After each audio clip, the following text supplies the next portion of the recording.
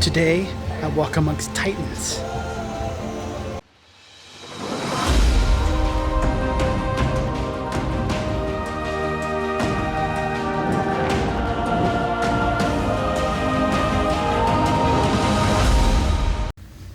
Amputee Rider here. Today I'm at Titan Orthopedics and Prosthetics here in Central Texas, here with the owner and founder, Andrew Hennig.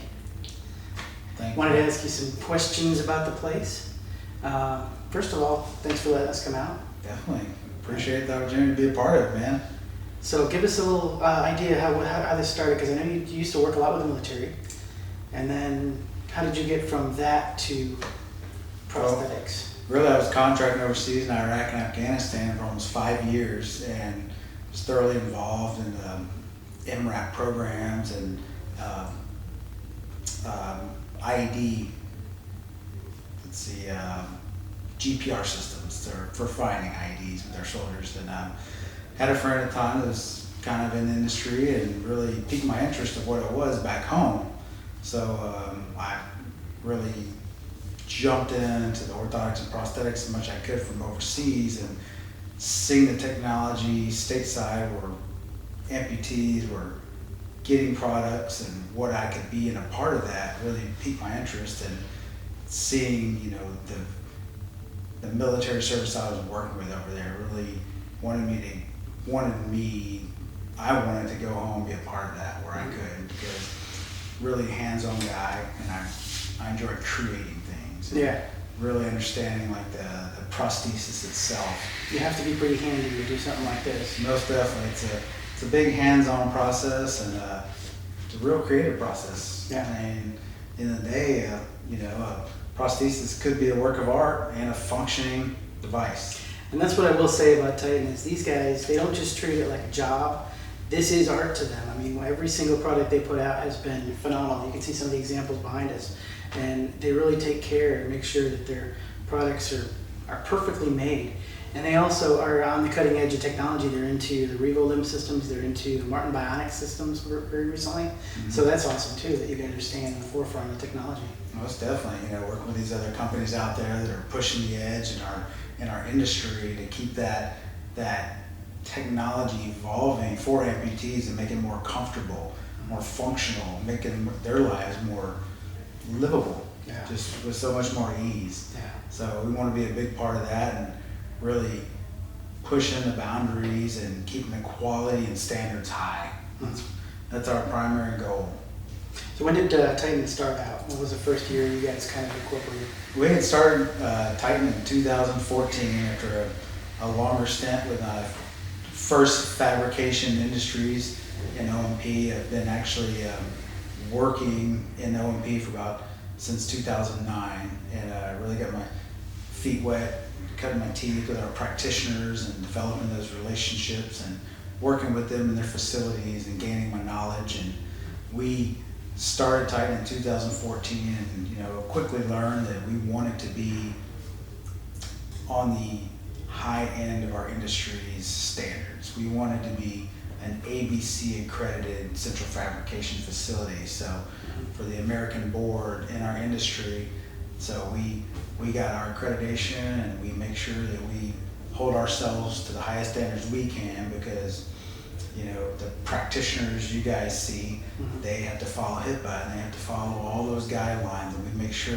that is implemented and brought into our facility from into the front door and out the final product. Yeah. Every which way. And this is a fairly high volume shop as far as prosthetics is concerned. You work with a lot of prosthetists around the country. People send stuff to you, you make the product, get it back to them. Yeah. What's a typical turnaround for, let's say, just a standard single BK, 2 days. Something like I've got. Yeah, we're talking about 2 days in house and we're back out the door. Wow, that's remarkable. Because this took 2 weeks with my guy. Well, there's a lot involved. The fitting, the testing. So when it comes to us, we make sure our turnaround times are proficient, so they can get it back. They can get it assembled, because at the end of the day, we're building the sockets themselves, and there's a little bit more work after that when they're done. But you're basically saying you're depending a lot on the practitioners. to have the fit right by the time they get it to you so that you can get a good product out to the client. Yeah, most definitely, because a lot of our job, you know, I don't want to say the old saying, but the old saying is, you know, shit in, shit out. So it's really the better diagnostic sockets we get in-house, Mhm. we can take that and make just a beautiful definitive socket Yeah. out of that at the end. So we really work hard with our, you know, our clinics. We always say team up with Team Titan because we are an extension of their facility. We're their lab, their network of fabrication. So building that relationship, having those clear lines with our practitioners makes a tremendous difference and lets us keep those tight timelines in check and get it back to them so they can get their patients up and walking. So since you started only, what, 4 years ago? Almost 5 years ago. Yeah, almost. You've grown really fast. I mean, you're now in your second facility. You outgrew your first facility. Mm-hmm. And now you're in your second facility here in Central Texas, here in Hutto. So Most definitely. tell us about what that was like, going through that. Yeah, I mean, we definitely, you know, we learn a lot. We see what we think we need to start, and we build a facility, and it worked for some time, and then we evolve and get more needs, and definitely in the Texas heat, we needed more air conditioning, Mhm. so that Oh, yeah. helped us. So our new facility, which is definitely double the size of the last one, has amazing, you know, resources for our team because at the end, the resources, the environment they're working in produces our constant quality. Mhm. And if we don't have that constant quality, you know, our teammates, our practitioners can't depend on us for that. Yeah, sure. So keeping it constant, keeping the quality high, and being a good team member for them That's awesome. is key. Well, would you be willing to give us a little tour of the facility? Yeah, most All right, definitely. well, Let's let's show you around our home. When we get back, we'll take a little tour. I've got a golden ticket. Well, this is just a little bit of our lab. Just kind of show you the inside of a central fabrication facility, guys.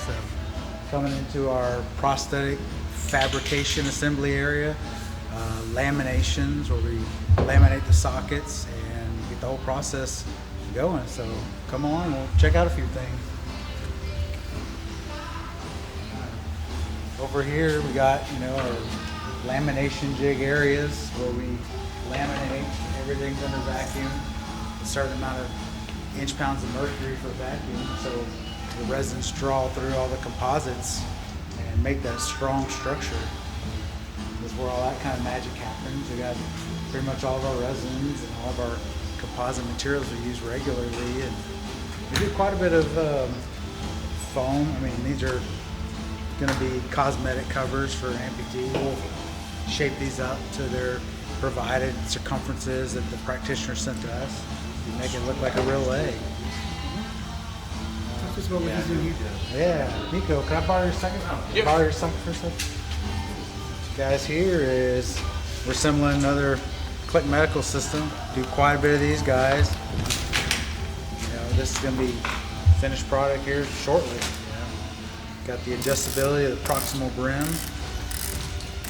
This will shrink up to help with the circumference, and I mean, you get a lot of movement out of that system alone, which gives a large adjustment for socket adjustability. Yeah, just do another See one. how crazy wet the carbon looks at the end when you got high quality, you know, materials in your sockets. Be a nice one. So, got a few guys over here getting ready for some laminations. Hey. Part of our amazing team here. Our lamination station where all the magic happens. We got It's a fun area. crazy bright graphics we do regularly. You know, we pride ourselves in our graphics and how we can make those bright and vibrant and pop. Then we can kind of venture out this way into our, got a few little blister forming areas that we just have set up over here. We have some more on the other side just for quick shots in this oven that we have over here for thermal forming flexible liners when we need them over here.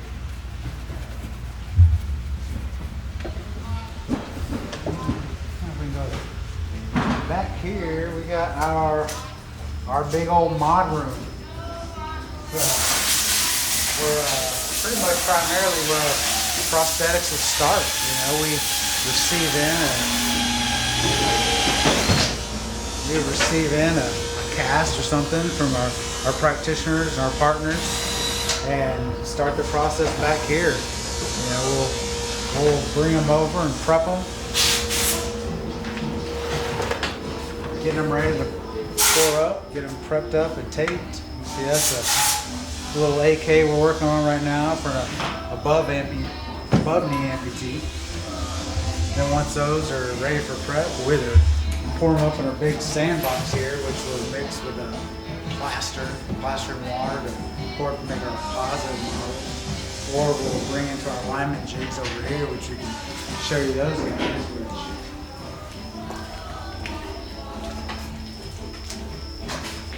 You'll be able to pour these guys up in alignment. Well, like this guy right here, he's a check socket that's been poured in alignment to capture that alignment, so we can make sure that we capture and maintain the alignment our practitioners have given us. Because for a diagnostic socket, that's just imperative that they've walked that amputee on that socket and everything is fitting well, the diagnostic testing's gone well, and now we can transfer that into their definitive socket. So these jigs are very important in our industry. You can see this guy's already had like a first lamination, and we put him back on the jig and reattached the distal componentry, and then he'll be ready for a second lamination to secure this distal and puck into the socket for good. Back here, these will be modification stations where we'll take the models off of these, and we like to dry them out, get them as bone dry as we can.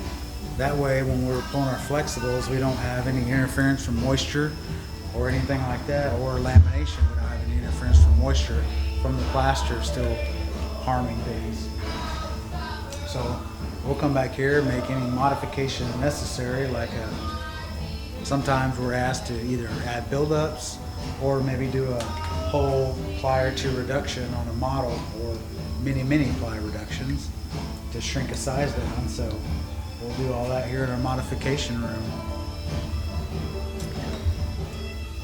It's a dirty room, but that's where this is where all the rectification happens in our models.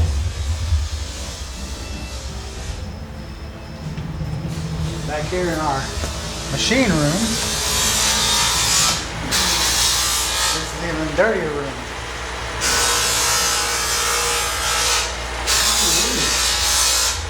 Got a big distal end. We're getting prepared for lamination here. So we got all of our machinery in here for the purposes of sanding out sockets and transferring, sanding flexible liners as well. Getting one ready for a second lamination here, getting it scuffed up so we can get that transferred alignment in the jig, and then get for a second alignment, lamination outside there. Get it? Yeah. Yeah.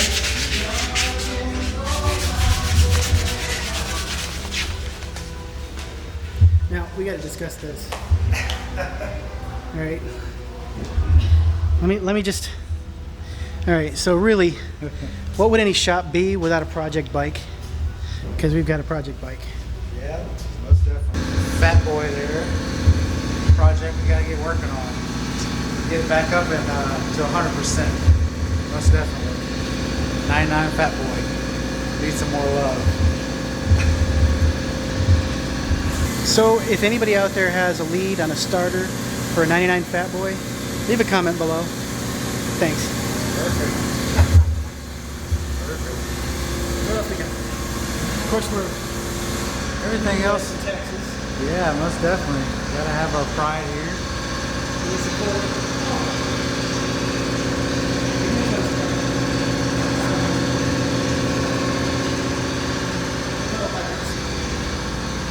Definitely. Quick note, did you know that you have to be 6 foot tall to join the Coast Guard?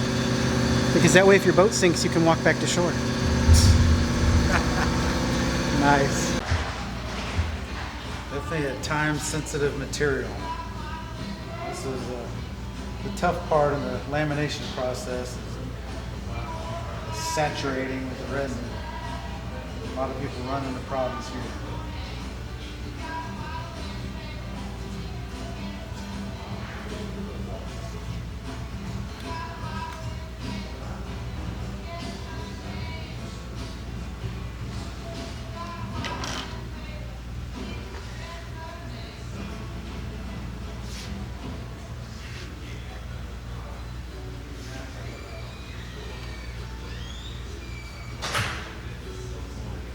The resins we use are epoxy resins, so they're definitely thicker than traditional acrylic resins, so it takes a thorough mixing and a little bit of heating to help with the lamination process. But the end result is definitely worth it. This one we pigmented black. Because black goes with everything. Yeah, it goes there. Oh, that's gonna look really cool.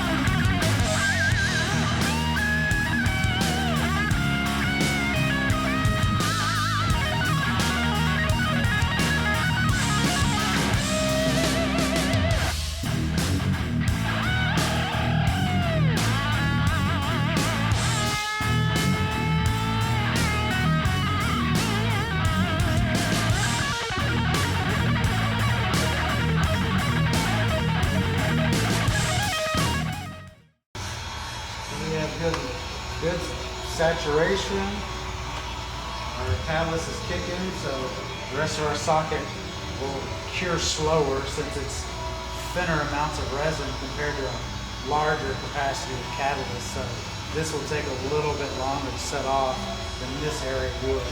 So I still apply a little bit of heat to force that to happen because the heat from the heat gun will activate that sooner than later.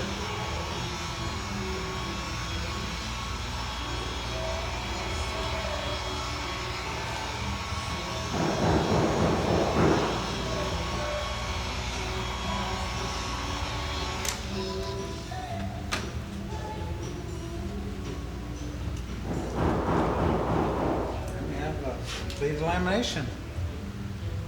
Let that cool off.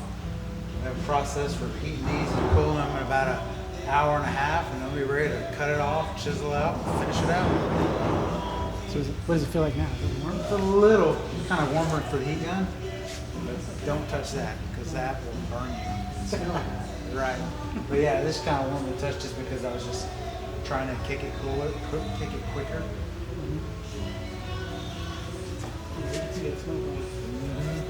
There you have it. The man. Fun hobbies.